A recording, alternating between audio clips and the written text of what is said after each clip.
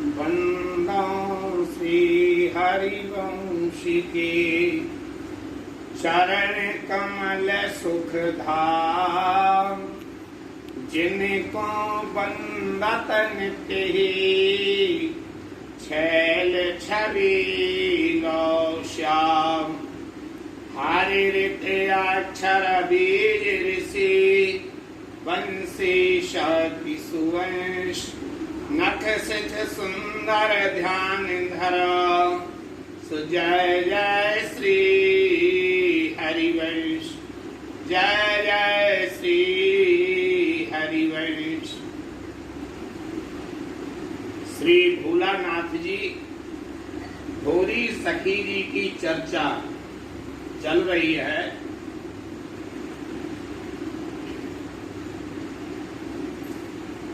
अरे 2 दिन से इनका चरित्र ही चल रहा है। इन्होंने एक दोहा में कहा है कि या तनहु में प्रीत सो, तुम ही को दुलरातो, श्री वन बीथ में रमत हैं, लिए सोए हाथो। श्री भोलानाथ जी की हित स्वरूप हरिवंश नाम स्मरण में बड़ी गहरी आस्था थी और ये पूर्ण रूप से हरिवंश जी के लिए ही श्याम सुंदर, श्री राधा, वृंदावन और सहचरी इनका मूल समझा करते थे कि हरिवंश नाम से ही वृंदावन है। हाव अक्षर में हरि बसे, राधा नाम रकार, वाव अक्षर वृंदा विपिन, सहचरी शब्द सकार। ऐसी इनकी भावना थी। जब तक श्वासों की माला के प्रत्येक मन के रूपी श्वास के साथ हरिवंश नाम का उच्चारण नहीं किया जाता है, तब तक नामी के निज स्वरूप, नामी कहते किसे हैं? जिसका हम नाम ले रहे हैं उसका स्वरूप क्या है, वो नामी है। तो श्री हरिवंश नाम है। हरिवंश जी का जो वास्तविक स्वरूप है वो नामी है। इनके निज स्वरूप और उनके नित्य विहार का दर्शन प्राप्त करना असंभव ही है। ये दर्शन, ये अनुभूतियां जब ही होती हैं जब सब जगह से चित्तवृत्ति हटा के एक एक श्वास पर नाम जपें, चाहे स्थितियां अनुकूल हों और चाहे स्थितियां प्रतिकूल हों, हमारा नाम नहीं छूटना चाहिए, नाम बराबर जपते रहना चाहिए।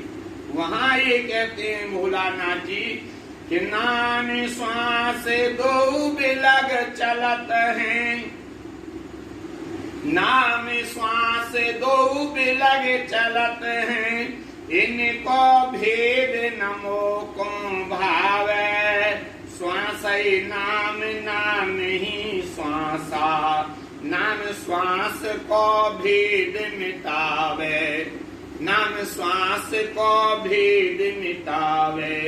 बाहिर कछु न कछु तव भीतर, बाहिर कछु न कछु तव भीतर, जिया और नाम एक हो जावे, तब निज रूप नाम को प्रगट, तन में श्री वन सहज दिखावे, तन में श्री वन सहज दिखावे। जैसा कि पहले भी कहा जा चुका है, श्री भोलानाथ जी वृंदावन आने से पूर्व पद रचना करने लग गए थे। इन्होंने अपनी रचनाओं में भूरी, हित भूरी एवं भूरी हित ये छाप का प्रयोग किया है।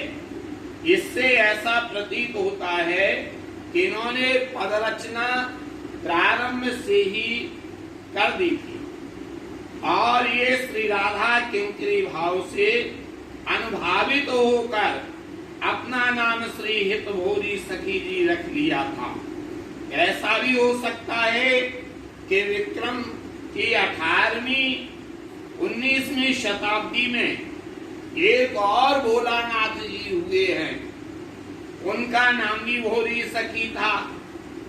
उनका एक पद प्राप्त होता है जो हरिवंश महाप्रभु जी के जन्मोत्सव पर गाया जाता है। सवेरे सवेरे राधा वल्लभ जी के मंदिर में वैशाख शुक्ला एकादशी को एक पद का गायन होता है कि भोरी फूली फूली राधा आज मंगल गावे। यह जो है श्री हित भोरी सखी जी ने हो सकता है इसी पद को सुनने के बाद अपना नाम भोरी सखी रख लिया हो। उनका अनुकरण करते हुए इन्होंने भी यही भोरी सखी, ये भी भोरी सखी बने। पहले वालों का नाम भी भोलानाथ था और इनका नाम भी भोलानाथ। पहले वाले भी भोरी सखी लगाया करते थे।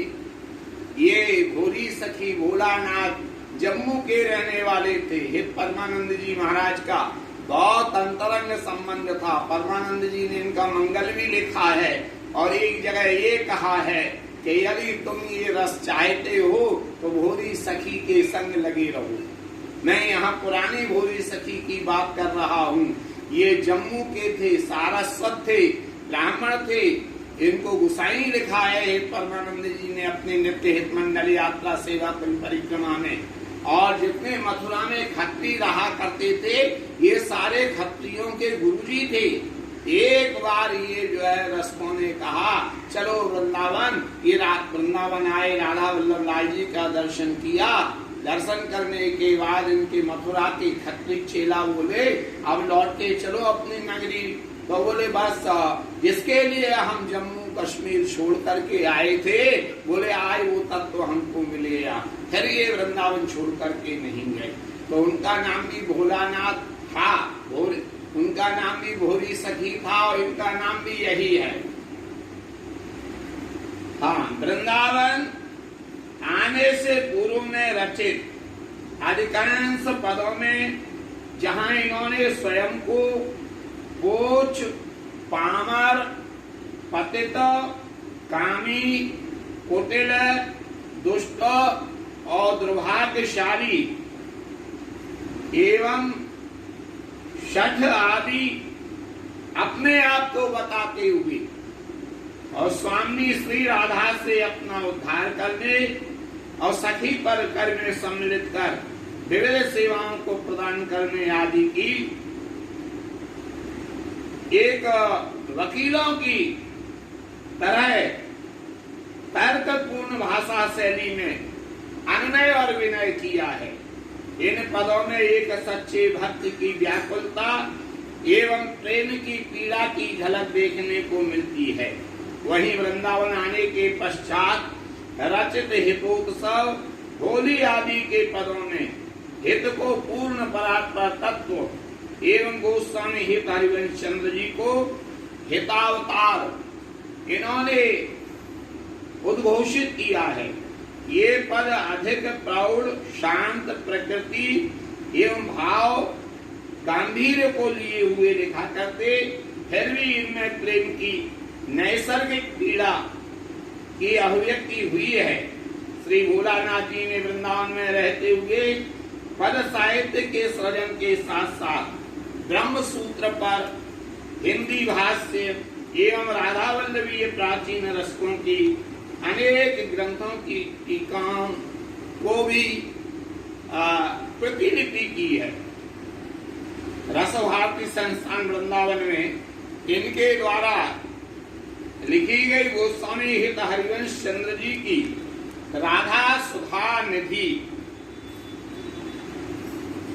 कृष्ण चंद्र जी की राधा उपसुधा निधि, गोस्वामी वृंदावन दास जी की आद्य विवरणय, गोस्वामी ब्रजलाल जी के सेवा विचार और गोस्वामी प्रियालाल जी का उत्सव निर्णय एवं लाडली दास जी की सुधर्म बोधने की टीकाएं आज भी सुरक्षित हैं।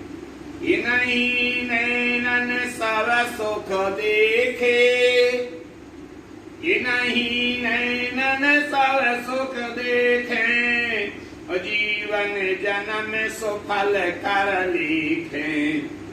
के अनुसार यद्यपि श्री भोलानाथ जी ने पूर्ण परात्पर तत्व हित किंवा प्रेम की रसमय उपासना पद्धति को अपनाकर अनन्यता के साथ भजन भावना पूर्ण जीवन व्यतीत करते हुए इसी जीवन में ही प्रेम की अद्वय युगल मूर्ति श्रीहित लाडली लाल के प्रेम रस धाम से वृंदावन में चल रहे अवचल विहार को संप्राप्त कर लिया था।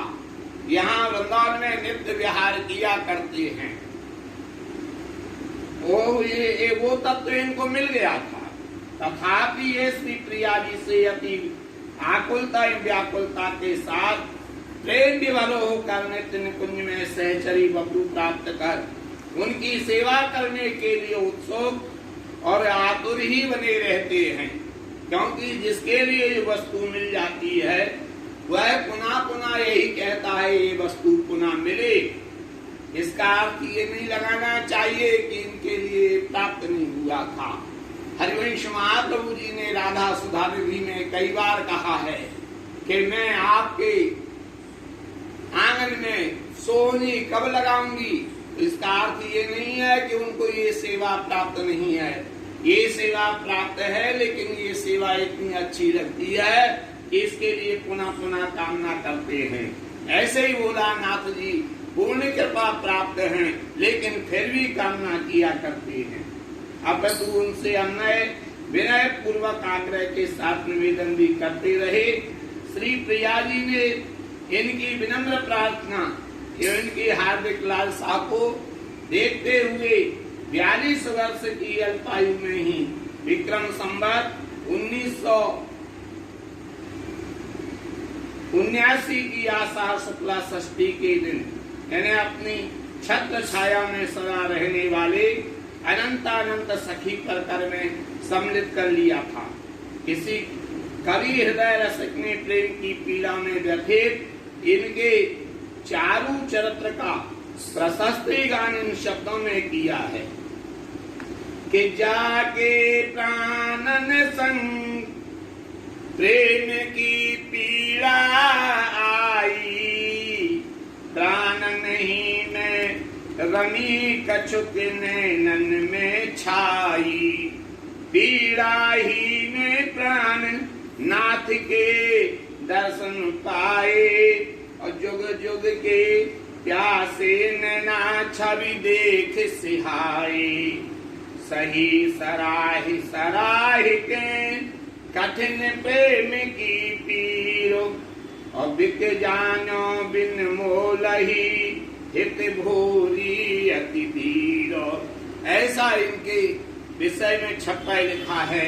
और ये बहुत दिव्य महान पुरुष हुए हैं और इन्होंने शुभारंभ में गुरु वंदना की है प्रेम की पीर में।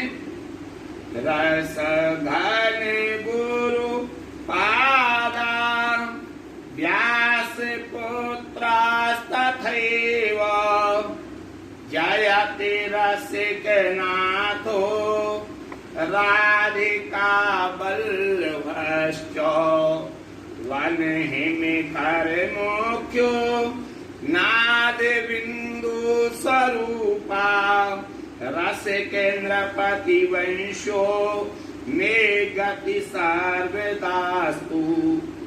ये कहते हैं कि श्री व्यास नंदन जी के पुत्र परम गुरु गोस्वामी श्री हरिवंश चंद्र महाप्रभु के रस से अत्यधिक रूप से भरे हुए दोनों श्री चरणों की एवं उसी प्रकार से ही रसिक जनों के जीवन सर्वस्व श्री राधिका वल्लभ जी महाराज की सदा ही जय हो, सदा ही जय हो।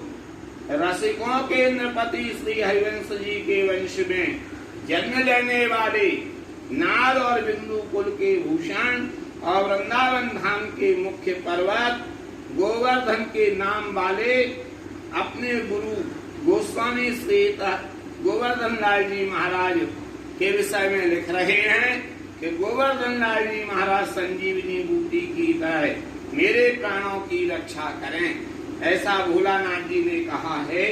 वहीं कहते हैं, अब यहाँ से प्रेम की पीर का शुभारंभ है कि मेरे जीवन प्राण धन श्री गुरु चरण सरोज, ध्यान धरत प्रगटत हृदय दंपति के मनोज। परम गुरु के कमल के समान कोमल श्री चरणों का आश्रय मुझे जीवित बनाए रखने के लिए प्राण रूपी धन के समान है। उन श्री चरणों का ध्यान करने मात्र से ही नित्य नव दुल्हनी और नित्य नव दूल्हे श्री राधा और श्याम सुंदर के रति रस विलासों का प्राकट्य मेरे हृदय में सहज ही हो जाता है। अभी ये गुरु वंदना चल रही है। आज से प्रेम की पीर का शुभारंभ हो गया है। अभी तक तो भोलानाथ जी का भोरी सखी का परिचय चल रहा था। जय जय श्री राधा वल्लभ लाल महाराज।